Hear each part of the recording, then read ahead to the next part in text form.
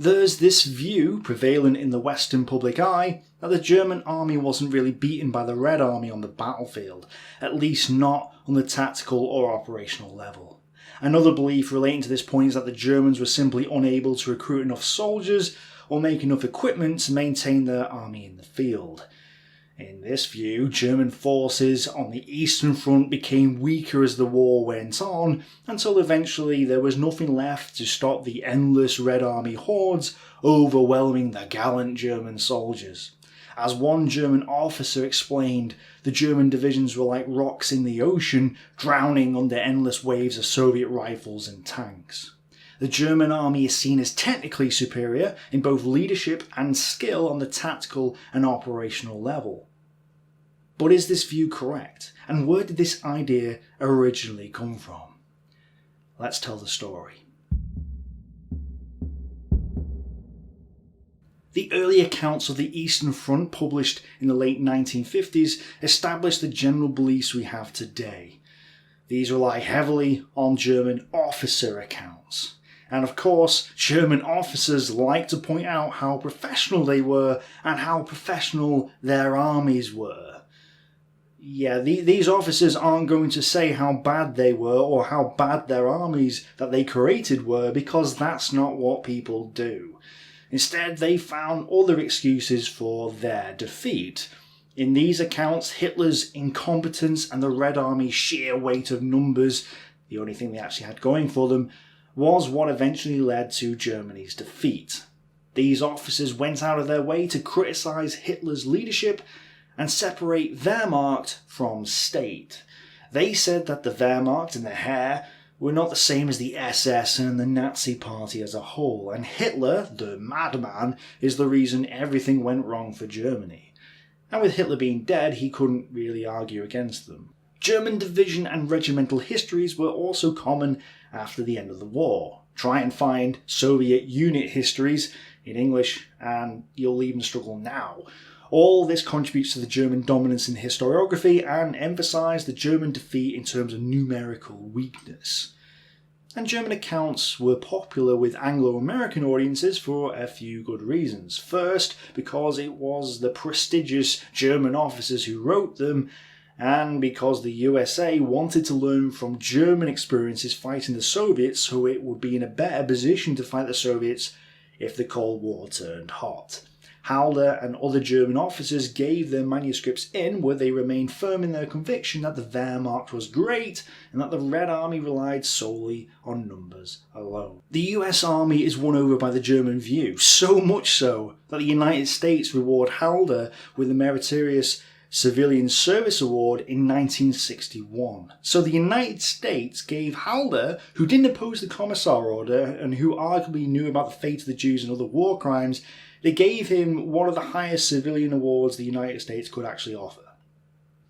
And because the US Army thought the German view was right, the public assumed that the German view must have been accurate and unbiased when the reports were published in the 1960s. Meanwhile, Soviet sources were simply not available during the Cold War, and those that were sounded like propaganda pieces rather than sounding factually correct.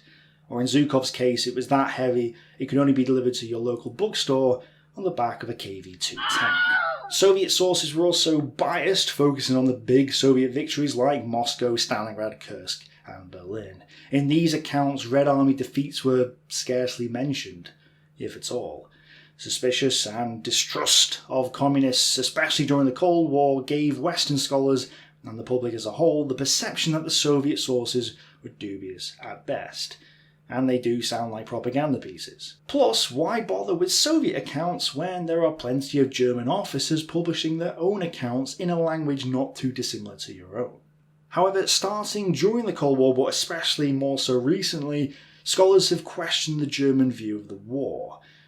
Think about it, if you were to write a biography for everyone to read, you're not going to admit your own mistakes or your deepest, darkest secrets, and the German officers certainly didn't admit theirs. New German archival material has been found, in addition to Soviet sources, now more accessible after the end of the Cold War, and more detailed studies of the German side have brought into question the old memoirs of the German officers and challenged our perception of the Eastern Front. It's now clear that many of the claims and beliefs of the early German officers are either inaccurate or fabricated.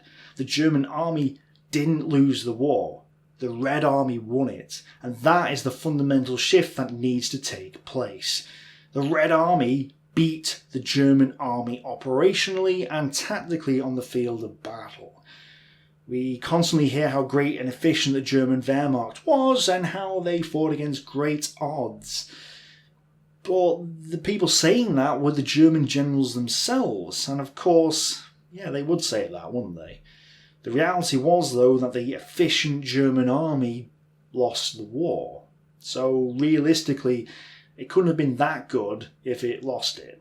The idea that the Germans weren't able to field enough men or equipment has also been exaggerated. German divisions on the Eastern Front were actually stronger than the traditional argument of the war would have you believe. They're not at full strength after Barbarossa, but neither are the Soviets. And they're able to reinforce their armies and keep them well equipped right up until Kursk. The reality was that the Germans weren't vastly outnumbered until after Kursk. At that point, they'd already lost the war. Instead, German intelligence was poor, and that meant that the Soviets could concentrate several armies at certain points in the front. So yes, the German divisions facing several Soviet armies were vastly outnumbered. That's only because German intelligence had failed to spot the build-up of Soviet forces. A good example of this is during Operation Uranus, where the Germans knew an offensive was coming but didn't know exactly where it was coming or realise the scale of the operation being mounted against them. Again, the reality was that on a whole the German army wasn't vastly outnumbered and they weren't so badly equipped. Yet these are the given reasons as to why the Germans lost the war. It's now obvious that the answer lies elsewhere. And that answer is the Germans were beaten by the Soviets on the battlefield through tactical, operational and strategic victories, with logistical issues being a factor within that. Yet the perception that the German Wehrmacht was so efficient, unbeatable and also under strength somehow is so ingrained in Western culture that any attempt at revision of this concept is going to be difficult. Despite less biased text by authors like Wirth, Erickson, Clark, Centino, and probably the most prominent, David Glantz, the myth of German Wehrmacht superiority remains the same. But why? Put simply, old habits die hard, and the new view of the Eastern Front has not found its place in Western culture. Popular histories continue to champion the German-centric view because the Wehrmacht remains popular with the public. Publishers like profit and so continue to feed you with sugar-coated hamburgers rather than give you something that's a bit more balanced for you to eat. Academic studies do not sell well, so chances are you haven't even heard of Glantz or have any of his books on your bookshelves. Yet the fact remains that the German-only view is out of date, and the truth, while it is out there, is not widely known. And unfortunately, people don't like change. Changing one's mindset requires a certain amount of effort. It's not natural to question something you believe in, especially if you've had those beliefs for a very long time. You may not have seen all the evidence, so how can you possibly believe this new evidence or this new viewpoint? All the evidence you have seen points you in one direction, and now you're being told that there's new, wonderful evidence. It's got to be wrong, right? But how can you be sure that this evidence is wrong if you haven't seen the evidence? So let's start in the right place. This book, Enduring the Whirlwind, is the main source of information for this video. In fact, I've just spelt out its introduction to you. And while I do recommend Glantz's works and many others, and go and read them, this book does a good job of dispelling the myths of the German army between 1941 and 1943.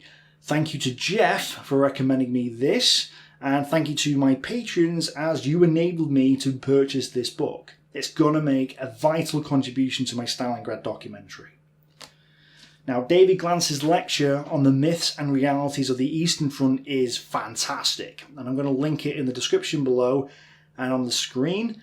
I'm going to highly encourage you to go and give it a watch. It just goes into a lot of detail. It's amazing.